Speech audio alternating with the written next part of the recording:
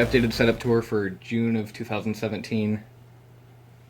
If we're going to go over what's different about the computer first, it's still the same small form factor Dell, we just moved it to a better case. We got the case using the money from selling the iMac that we put the SSD into. I kidnapped the SSD out of the iMac and put it in the computer.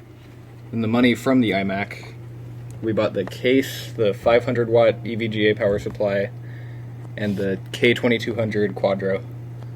Made it a pretty decent budget gaming computer. Probably not the best graphics card for what the money we got, but it works. You got the EagleTech KG011 mechanical keyboard. MX Blues.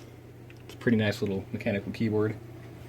Zelotes generic gaming mouse. It's about $9 and something cents on Amazon. We've got the Harman Kardon sound system with a subwoofer on the back of the monitor. That's what we use for Spotify on net and such. Suai wireless charger. It's very Chinese. We've got the Xbox 360 and the Midnight Blue Vault. Got my custom-made Xbox 360 controller. 32-inch Sony Bravia TV. It's pretty old, from about 2008. I only keep it because the speaker sounds like it's a soundbar. And also, on the very back of the desk, we've got some RGB super night lights. They work very well and are very fitting for the bed, actually. So yeah. Now we're going to probably go over some benchmarking of the Dell.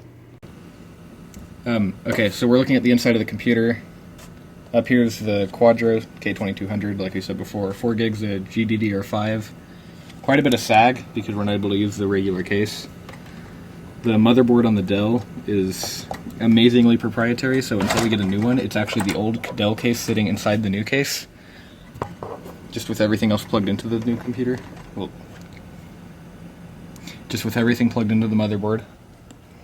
Like, all this I/O works. There's no USB 3.0, obviously, because the motherboard doesn't support it. We've got the 240 gig SSD. It's not actually mounted to anything, because there's nowhere to mount it to. Right here we've got the EVGA 500 watt 80 plus power supply. Yes. So you go over to the Cinebench scores, it got 50.68 FPS, which on the scale is just below the GT 650. And then if you go to the CPU, it got 251 CB. It's only an i3-2120, so it's pretty garbage. We're actually saving up for a i5 2400, I think. It's only going to be like $20-30 used, so we'll make a video when we get that.